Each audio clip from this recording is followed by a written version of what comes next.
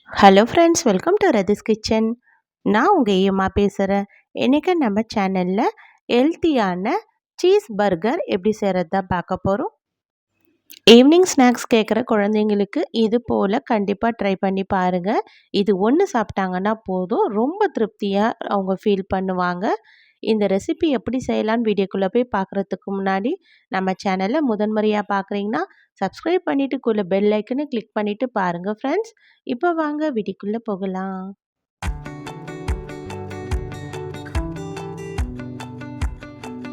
Friends, இந்த cheese burger செய்கிறதுக்காக இப்போ நான் இதில் 1/4 கிலோ அளவுக்கு உருளைக்கிழங்கு வேக வச்சு தோலை உரித்து எடுத்திருக்கேன்.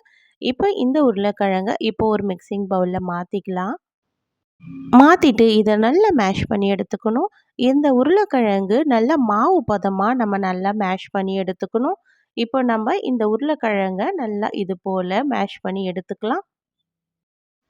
இப்போ இதை நல்லா இந்த அளவுக்கு மாவு பதமாக மேஷ் பண்ணி எடுத்தாச்சு. இப்போ இதில் மீடியம் சைஸ் வெங்காயத்தை சின்ன சின்னதாக கட் பண்ணிவிட்டு சேர்த்துக்கலாம். எந்த அளவுக்கு சின்னதாக கட் பண்ண முடியுமோ அந்த அளவுக்கு கட் பண்ணி சேர்த்துக்கலாம். ஒரு சின்ன கேரட்டை இது போல் சீவிட்டு சேர்த்துக்கலாம். கொஞ்சமாக கொத்தமல்லி இலைகளை பொடியை கட் பண்ணிவிட்டு சேர்த்துக்கலாம். இப்போ இந்த உருளைக்கிழங்குக்கு தேவையான அளவுக்கு உப்பு சேர்த்துக்கலாம். நான் வீட்டில் அரைச்சி வச்சுருந்த கறி மசாலா 1/2 ஸ்பூன் அளவு சேர்த்துக்கிறேன். உங்கள்கிட்ட கறி மசாலா இல்லைன்னா கரம் மசாலா கூட 1/2 ஸ்பூன் அளவு சேர்த்துக்குங்க. இது கூடவே குழம்பு மிளகாய் தூள் 1/2 ஸ்பூன், அது கூட 1/4 ஸ்பூன் அளவுக்கு தனியா பவுடர் சேர்த்துக்கலாம். உங்கள் காரத்துக்கு ஏற்ப நீங்கள் மிளகாய் தூள் மட்டும் கொஞ்சம் கூட குறைய பார்த்து சேர்த்துக்குங்க. இப்போ இதில் 4 டேபிள் ஸ்பூன் அளவுக்கு பிரெட் க்ரம்ப் சேர்த்துக்கலாம். பிரெட் க்ரம்ப் சேர்த்ததுக்கப்புறமா இப்போ இதை நம்ம கையிலேயே இது போல் நல்லா அழுத்தம் கொடுத்து இந்த உருளைக்கிழங்கு, வெங்காயம், கேரட்லாம் சேர்த்தோம்ல, எல்லாம் ஒன்றுக்கு ஒன்று நல்லா மாவு பதமாக மிக்ஸ் ஆகி வர அளவுக்கு நல்லா பிணைஞ்சு விட்டுடணும். இப்போ இந்த அளவுக்கு நல்ல மாவு பதமாக நமக்கு ரெடியாக இருக்குது. இதுதான் கரெக்டான பதம். இது அப்படி இருக்கட்டும். இப்போ ஒரு கிண்ணம் இல்லைன்னா மிக்சிங் பவுல் எடுத்துக்கோங்க. இப்போ இதில் 2 முட்டையை இது போல் உடைச்சிட்டு சேர்த்துக்கலாம். முட்டைக்கு பதில் நீங்கள் கார்ன்ஃப்ளவர் மாவு கூட எடுத்துக்கலாம். நான் இன்றைக்கி முட்டை தான் எடுத்துக்கிட்டேன். முட்டையை எடுத்துகிட்டு இதில் ஒரு 2 பிஞ்ச் அளவுக்கு உப்பு, 2 பிஞ்ச் அளவுக்கு மிளகுத்தூள் சேர்த்துட்டு இது போல் நல்லா அடித்து விட்டுறேன். நீங்கள் முட்டை வேணான்னு நினச்சிங்கன்னா இதுக்கு பதில் கார்ன்ஃப்ளவர் மாவு 2 டேபிள் ஸ்பூன் அளவுக்கு சேர்த்துட்டு, இது கூடவே மைதா 2 டேபிள் ஸ்பூன் அளவு சேர்த்துட்டு, கொஞ்சமாக உப்பு, மிளகு சேர்த்து நல்லா தண்ணி ஊற்றி கலந்து விட்டுக்குங்க. இப்போ பிரெட் க்ரம்ஸை நான் ரெடி பண்ணி வச்சுருக்கேன். இப்போ நம்ம இது போல் பிரெட் ஸ்லைஸ் எடுத்துக்கலாம்.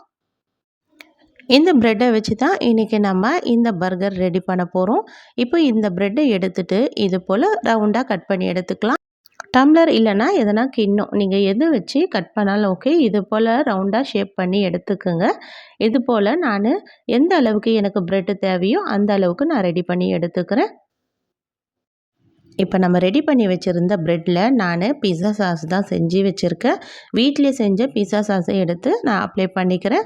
நீங்கள் பீஸா சாஸ் உங்கள்கிட்ட இல்லைன்னா டொமேட்டோ சாஸ் கூட சேர்த்துக்குங்க. இப்போ இதை சேர்த்துட்டு இப்போ நம்ம கொஞ்சமாக சீஸ் சேர்க்க போகிறோம். சீஸை நான் திருகி வச்சுருக்கேன். மோர்செல்லா சீஸை நம்ம இது போல் திருகிட்டு இந்த அப்ளை பண்ண பீஸா சாஸ் மேலே நம்ம வச்சுக்கலாம். இப்போ நம்ம இன்னொரு ப்ரெட்டு கட் பண்ணி வச்சுருக்கோம்ல, அந்த ப்ரெட் எடுத்து இது போல் நல்லா அழுத்தம் கொடுத்து க்ளோஸ் பண்ணி விட்டுக்கலாம். இது ஓப்பன் ஆகாத அளவுக்கு நல்லா எல்லாம் கட் பண்ணி க்ளோஸ் பண்ணி வச்சாச்சு.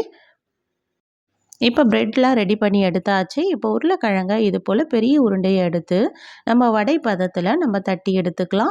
அந்த அளவுக்கு மெலிசா இருந்தால் போதும். ரொம்ப திக்காக தட்டணும்னு அவசியம் கிடையாது. இப்போ நம்ம ரெடி பண்ணி வச்சுருந்த ப்ரெட்டையும் இது போல் உள்ளே வச்சுட்டு இது போல் ஓரங்கள் எல்லாம் மடித்து மடித்து விட்டுடலாம்.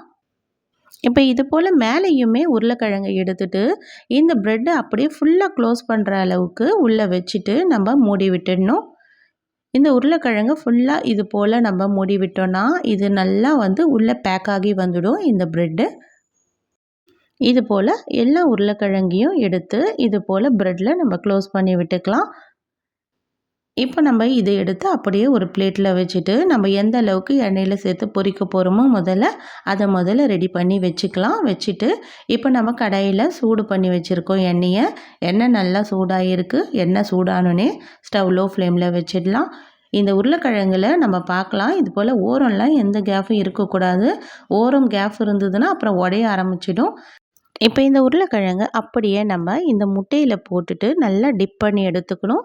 முட்டை எல்லா இடத்துலையும் படுற மாதிரி நல்லா டிப் பண்ணி நம்ம எடுத்துக்கலாம். இப்போ இதை எடுத்து அப்படியே பிரெட் கிரம்ஸில் சேர்த்து பிரெட் கிரம்ஸு எல்லா இடத்துலையும் படுற மாதிரி நல்லா ப்ரெஸ் பண்ணி எடுத்துக்கலாம். இது போல் நம்ம எல்லா இடத்துலையும் பிரெட் கிரம்ஸ் படுற மாதிரி ப்ரெஸ் பண்ணி எடுத்தாச்சு. இதை அப்படியே எடுத்து எண்ணெயில் சேர்த்து பொரிச்சிடலாம். இப்போ இதை எடுத்து அப்படியே எண்ணெயில் சேர்த்தாச்சு. ஸ்டவ்வை லோ ஃப்ளேமில் வச்சுட்டு சேர்த்துட்டு இப்போ மீடியம் ஃப்ளேமில் மாற்றிடலாம். இது ஒரு 2-3 நிமிஷம் ஆனதுக்கப்புறம் இது நல்ல கலர் மாதிரி வந்துடும். இப்போ நம்ம இதை அப்படியே திருப்பி போடலாம். பொறுமையாக நம்ம திருப்பி போடணும். ஏன்னா நம்ம இத்தனை ஸ்டஃபிங் நம்ம உள்ளே ரெடி பண்ணி வச்சுருக்கிறதுனால இது திருப்பி போட கொஞ்சம் வெயிட்டாக இருக்கும். அதனால் கரண்டியை வச்சு பொறுமையாக திருப்பி போடணும். இது எல்லா பக்கமும் இது போல் செவந்து வரணும். நம்ம எண்ணெயோட சூடுக்கேற்ப லோ ஃப்ளேம்லேயும் மீடியம் ஃப்ளேம்லேயும் மாற்றி மாற்றி நம்ம ஸ்டவ்வை வச்சுக்கணும். இது போல் பொறுமையாக நம்ம ப்ரெஸ் பண்ணி விட்டு ரொம்ப அழுத்தம் கொடுக்காம நம்ம இதை எண்ணெயில் செவக்க விட்டு எடுக்கலாம். இது செவக்கிறதுக்கு ஒரு 5 நிமிஷம் தான் ஆகும். அதுக்கு மேலே டைம் எடுக்காது. இது நல்லா செவந்ததுக்கப்புறமா இதை எடுத்துட்டு அப்படியே எண்ணெயை வடிச்சிட்டு நம்ம ஒரு பிளேட்டில் மாற்றிடலாம். அவ்வளோதான், சூப்பரான பர்கர் நமக்கு வீட்டிலேயே ரெடியாக இருக்குது. குழந்தைங்களுக்கு ஈவினிங் ஸ்நாக்ஸ் செஞ்சு கொடுக்கணும்னு நினச்சிங்கன்னா இந்த ஈவினிங் ஸ்நாக்ஸை இன்றைக்கே ட்ரை பண்ணி பாருங்கள். ரொம்ப சுலபமாக செஞ்சிடலாம், ரொம்ப ஹெல்த்தியாகவும் கூட.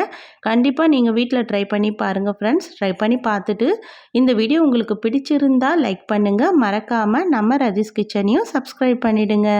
தேங்க்யூ.